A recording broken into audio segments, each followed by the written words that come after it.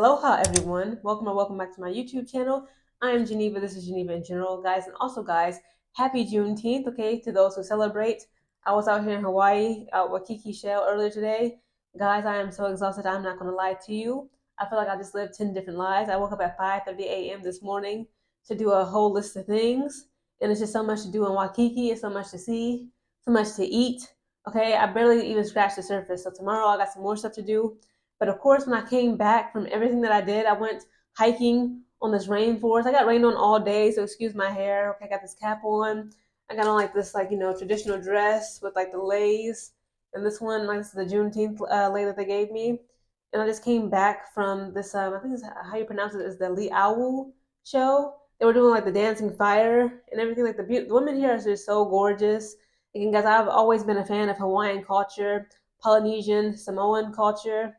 Again, the people here are just so gorgeous. They're just so welcoming and sweet and just so peaceful. Earlier today, one of the women who told me about the Liau show, she was actually teaching me a little bit of, some Hawaiian words, but I already forgot how to say goodbye. When I'm without you. Guys, again, my apologies for the lighting, okay, in the bathroom. It's like so messed up outside in my hotel room.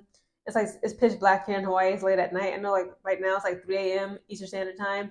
It's now 9:08 p.m. here in Honolulu, Hawaii. But guys, after all my excursions and doing all the stuff that I was doing today, I came back to my hotel. I rewatched the game, Indiana Fever. To my surprise, lost to the Golden State Valkayries.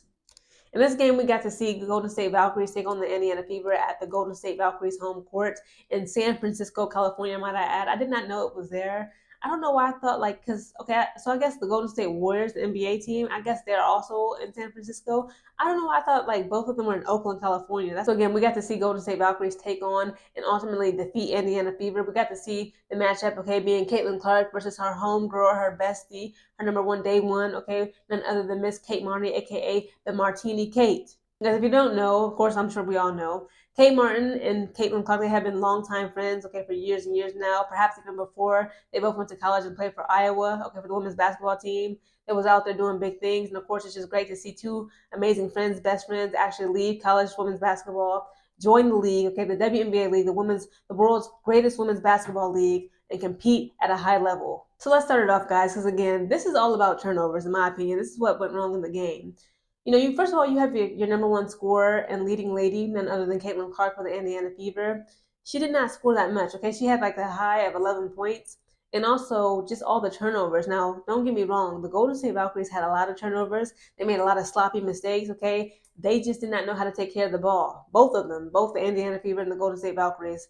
But in that third quarter, the Golden State Valkayries came back with a vengeance. But in that fourth and final quarter, really, that just sealed the deal for the Indiana Fever. The Indiana Fever literally got placed in the coffin. They got buried by the Golden State Valkayries. Again, just from judging by the first quarter alone, I just knew the Indiana Fever had this in the bag. The Indiana Fever in the first quarter, guys, scored 21 points to the Golden State Valkayries just 12 points. And might I add, Caitlin Clark in the first quarter, her minutes was very much limited, okay? I'm like, they're getting destroyed already. The Golden State Valkayries is already getting destroyed by the Fever, and Caitlin Clark ain't even on the floor like that in the first quarter.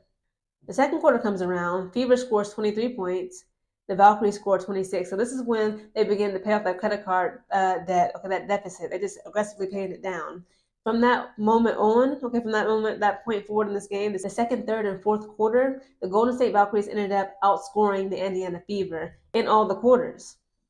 The second quarter, Fever scores 23 points, Valkyrie scores 26 points. In the third quarter, Fever scores 15 points, Valkyrie scores 17. And in the fourth and final quarters, guys, this is when it was just ridiculous. It was just crazy.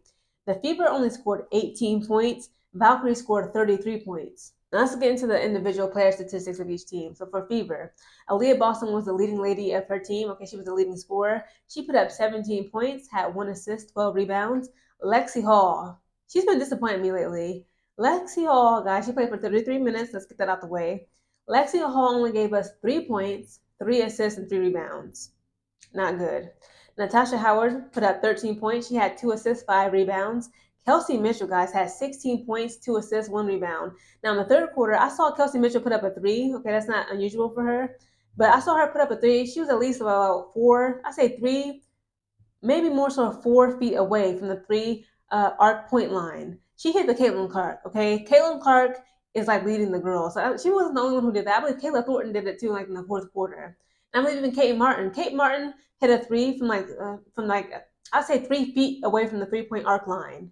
But Kelsey Mitchell, guys, in the third quarter, she hit up an impossible dime, hit a four. I swear, it was like more in the middle. But like you know how Caitlin Clark she usually does it like from the logo from the right side or the left side. Kelsey Mitchell put up a 3 pointer like 4 feet away from the 3 point arc line, right in the middle, like right in the center. It was crazy. So Kelsey Mitchell gave us 16 points, 2 assists, 1 rebound. Caitlin Clark, okay, this is like like low for her stat line, but she still gave us 11 points, 9 assists, 7 rebounds. Sophie Cunningham still managed to give us 9 points, 1 assist, 6 rebounds. Sydney Colson only gave us 5 points, 2 assists, 1 rebound. I mean, she played 13 minutes, so she got to do better. Damaris Dantas only gave us 3 points, 0 assists, 0 rebounds. Now for the Valkyries, the winners, Monique Billings gave us 8 points, 1 assist, 3 rebounds. Kayla Thornton, again, she is a weapon. Kayla Thornton, guys, if you don't know, last season, just the past 2024 WNBA season, she won a championship with none other than the New York Liberty. Like a fool, they didn't protect her for one reason or another, or myriad of reasons. Now she's at the Golden State Valkyries just putting up crazy numbers. Kayla Thornton put up 16 points, had 0 assists, 6 rebounds. Stephanie Talbot had 0 points, 0 assists, 3 rebounds. Carla Late, I believe that's how you pronounce it. Leite, I think it's French. But she gave us 8 points, 4 assists, 1 rebound. Veronica Burton, she used to be on my Connecticut Sun. She put up 11 points, had 3 assists, 5 rebounds. Letitia Amihir, I'm sorry if I don't pronounce the names right. I think it's pronounced Letitia Amihir. Don't lie. All throughout this game, she looks just like freaking, what's the girl name? Kalia Copper. Letitia Amihir looks just like Kalia Copper. She gave us 10 points, 3 assists, 3 rebounds. Tiffany Hayes gave us 14 points, 5 assists, 3 rebounds. Again, Caitlin Clark couldn't do nothing with Tiffany, aka Tip, okay? Kate Martin gave us 9 points, 1 assist, 5 rebounds. And Chloe Bibby gave us 12 points, 1 assist, 3 rebounds. Now, when we get into some overall team stats, it goes like this, of course. So for rebounds, okay, Indiana got 35 rebounds. The Valkyries got 32. Fever got 20 assists. Valkyries had 18. Fever had only 3 steals. The Valkyries had 10. Fever had 3 blocks. Valkyries had 5. Fever had 16 turnovers. The Valkyries only had 7. Even though it seemed like it was more than that, especially in the third quarter. It's like at least 2 times during this game, it was a sequence where the Valkyries would get a turnover, and then immediately the Fever would get a turnover. And the Fever would get a turnover, and then immediately the Valkyries get a turnover. I'm like, guys, hold on to the ball with your dear life. Now, when it comes to field goal percentages made, Fever had 43.9%, Valkyries only had 42.9%. Just a slight difference, a slight dip in the field goal percentage deficits, right? Now, for 3 point percentage shooting, Fever had 27.6% accuracy, the Valkyries, whereas they had 29%. Now, when it comes to free throw percentages, Fever had 91.7% accuracy, and the Valkyries had 70.4% accuracy. Speaking of that, Kayla Thornton, who was the leading scorer for her team, the Golden State Valkyries, she had missed 2 of her free throw shots back to back, but in that same quarter, the fourth and final quarter, she put up a mean, just a nasty 3 point shot. It was crazy. Again, shout out to Kayla Thornton. I don't know what the Valkyries, I'm sorry, not the Valkyries, I don't know what the New York Liberty was smoking on when they decided to leave you unprotected, but it is their loss. I don't know, y'all. The Golden State Valkyries, I got to pay attention to. It's something about, I ain't even going to say it's something about them. I know what it is. A lot of people seem to have very strong opinions about the Golden State Valkyries. Some people were like accusing them of being like a pro-foreign team. It was like, they need more American women on this team. I don't like how, they're getting these women from other foreign countries, even though they have American women such as Kate Martin, Tiffany Hayes, etc., Caitlin Martin. I'm sorry, Kayla Thornton rather. But also, it's like let's not talk about the fact how they let first of all they waived Cheyenne Sellers. They just dropped her for no reason. We didn't even get to see her play and participate in a preseason game. They're dead wrong.